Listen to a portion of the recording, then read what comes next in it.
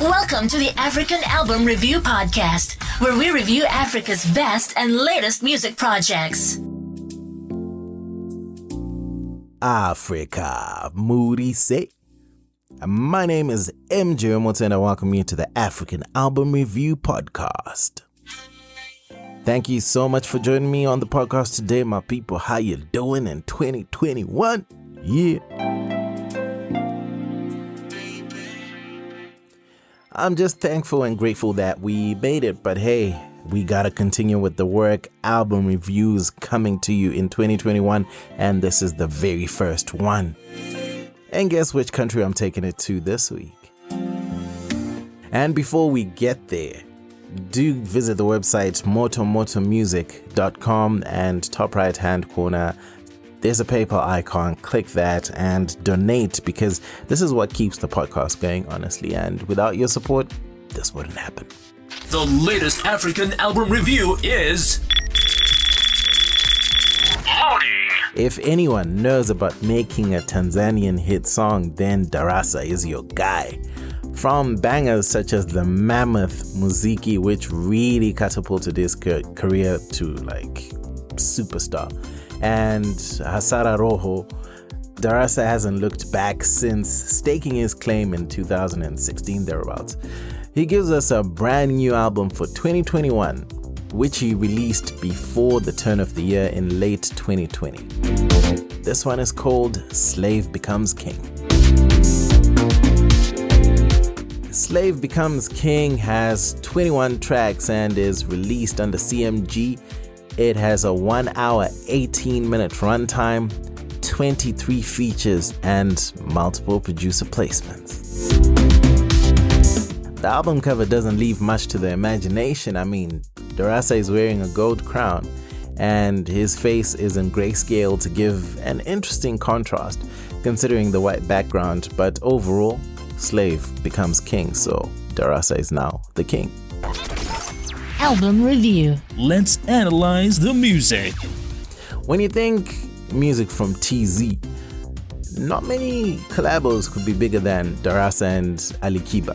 As it were, Darassa gifts us a well-balanced rap performance, with Ali Kiba smoothly holding it down and giving that chorus and a verse of his own to just bless us on that opening track of Slave Becomes King called Proud of You.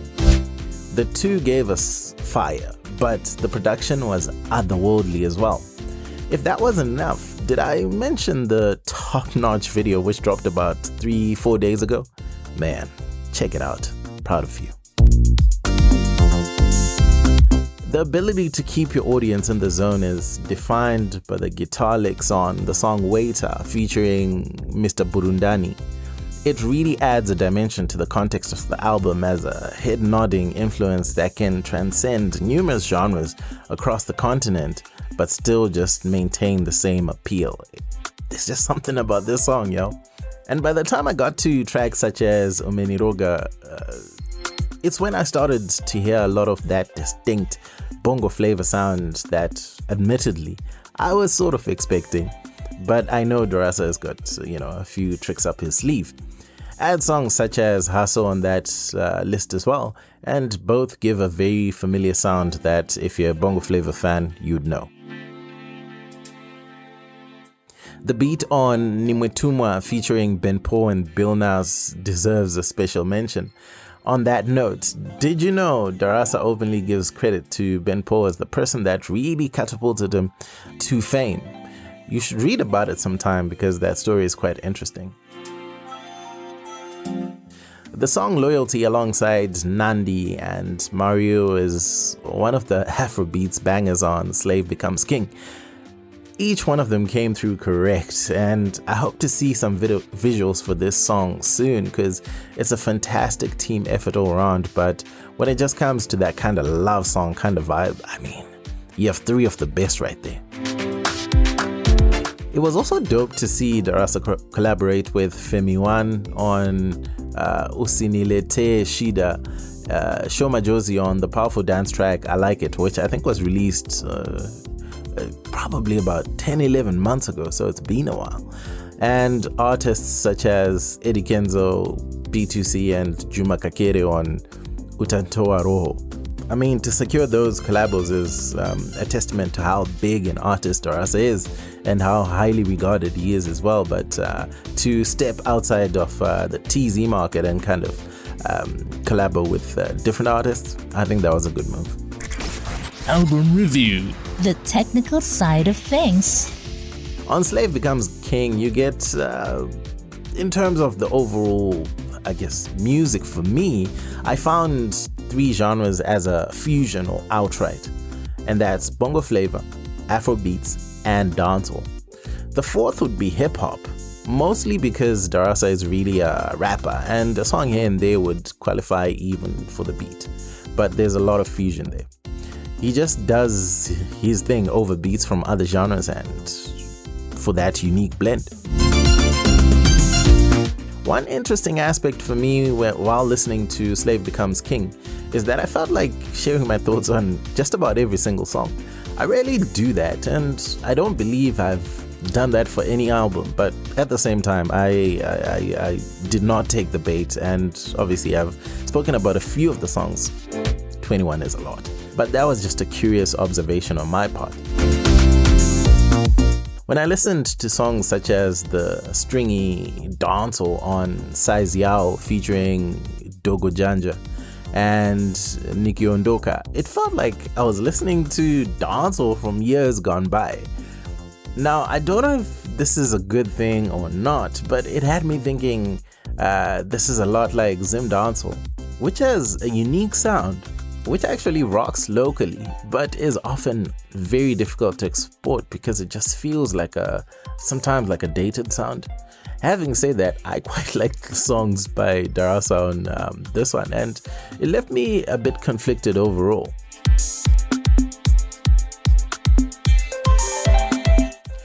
Darassa showcased some heavy artillery by utilizing a number of flows, and that meant no monotony set in at all. With 21 tracks, you do need that level of quality and application. The collabos definitely help to maintain the momentum throughout. All things considered, Slave Becomes a King has a lot of collabos. I think I counted 23, but you see why they play a significant part in keeping a certain flow when you actually listen to the album, and because it is 21 tracks, right? The good thing is Darassa has absolutely nothing to prove. Over the last 5 years, he's done everything he can for the industry, and here what he's doing is cementing his legacy by working with some of the best in the industry. I also had the pleasure of discovering new artists, at least to me. For example, Jaiva, who gave a top performance on the song Lock Me Down. Check that one out. Yeah, top song. The mixing and mastering on Slave Becomes King was super awesome. I found that even for production that saw different hands, the album was extremely consistent from track 1 right through to 21. I couldn't ask for any better than that, but at the same time, I think I consider Darassa to be one of the biggest artists in East Africa and Africa as a whole, so kind of does not come as a surprise. If I were to change anything on this album, then I'd sure cut out a few tracks to have a tighter core for the album. Like have that album that nobody can say, yo, maybe this song didn't fit. Nah. Probably cap it at around 15 tracks, and then the other ones could be, filler singles. But again, that's just my thoughts. Album review. The final thoughts. Darassa with this album has put his name in the hat for the TZ First 11 yet again. This man is going nowhere but the very top, and he is getting help from his industry friends while at it, which is awesome to see. Some of my favorite tracks on Slave Becomes King are Proud of You featuring Ali Kiba. Again, check out the video on YouTube. This song is fire. Waiter featuring Mr. Burudani. Loyalty featuring Marioo and Nandy. Hater. Oh, Hater is a track, guys. Nimetumwa featuring Ben Paul and Bill Nas. Boss It also featuring Ben Paul. Love is Free featuring Winy. Yeah, she did well on the track too. Lock Me Down featuring Jaiva, Hasso, and Nana featuring G-Boy. Top songs. Slave Becomes King is a wonderful album that showcases Darassa at his best. If you like Afro beats, this album is worth every try because I know East Africa hasn't quite penetrated the rest of Africa yet, but try this one out. If you're into bongo flavor, then this has to be in your collection. Otherwise, any Afro pop lover will find at least something to vibe to. I think if you want to pick singles, you can just almost like pick any 8 songs and you could make videos and really go far with them. So well done, Darassa. This is a fine project. Otherwise, that's it for me. My name is MJ Wemoto, son of Zimbabwe, signing out. This was the African Album Review Podcast. Peace. Ndai. Moto Music, the best place to listen to podcasts about African music online.